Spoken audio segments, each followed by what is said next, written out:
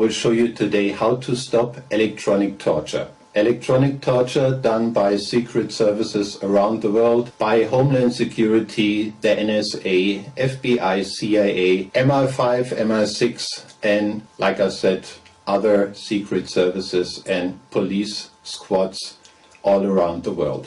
Electronic torture is done with scalar wave equipment used by your perpetrators, and like every equipment, there is a weak point, and I will show you this weak point today. I will give you a short example here with this torch that will turn off this camera now. So all you see is a white ball instead of my picture, and exactly this we're going to do with the scalar wave equipment that is used for electronic torture. So let's go over to the computer and I'll show you what you have to buy for very little money to get rid of electronic torture.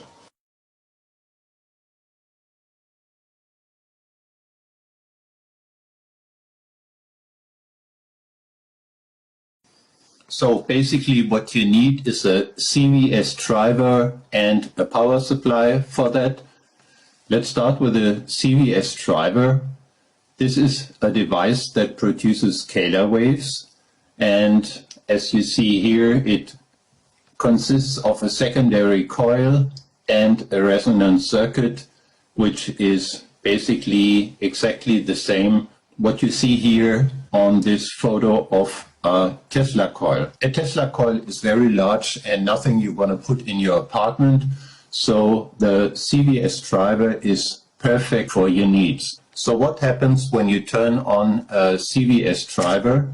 I will show that to you with a picture of my room, and this is how your perpetrators see your room through the scalar wave equipment. Now let's place one of those CVS drivers on my desk, and this is what they would see if your CVS driver is run by 12 volts and 5 amps on the power supply. On the next photo, you see the white ball, the invisible zone, on a 24 volts and 20 amps power supply.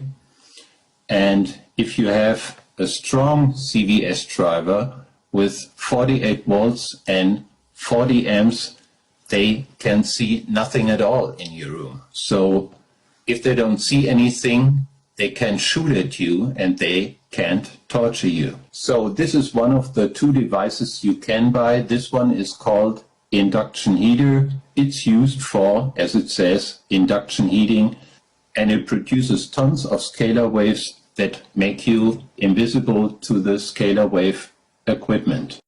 When you turn on the induction heater, you can touch the coil. As you see here in this video, there's no danger.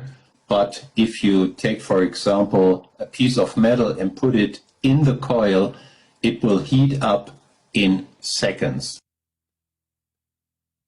Instead of an induction heater, you can also buy a device called flyback driver.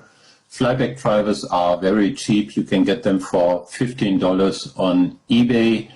You can use a flyback driver if you want to make arcs and sparks, like you see here in this little video, but you don't have to do that to produce tons of scalar waves that make you invisible to the equipment that your perpetrators use. So the most important thing when you buy a flyback driver or an induction heater is the power supply.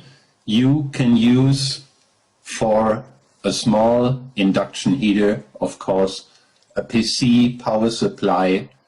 It should have at least 500 watts, and this will give you about 12 volt and 40 amps, which is enough for a little induction heater or a small flyback driver. If you want to spend more money, you should get a good power supply.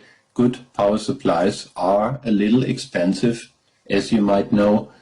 You might also have a good power supply in an old receiver or an old television.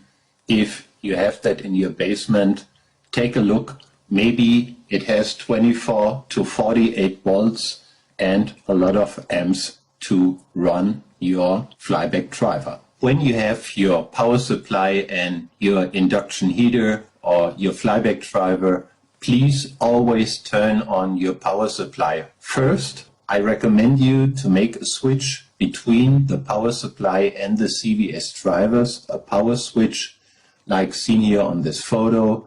Connect minus from the power supply to minus from the CVS driver and make a switch between the plus pole as seen here on this photo. You can finish your setup simply by placing the power supply and your flyback driver in a shoebox so you can take it with you to another room or to your working place. You can also place a small induction heater in your car so you can drive without any problems.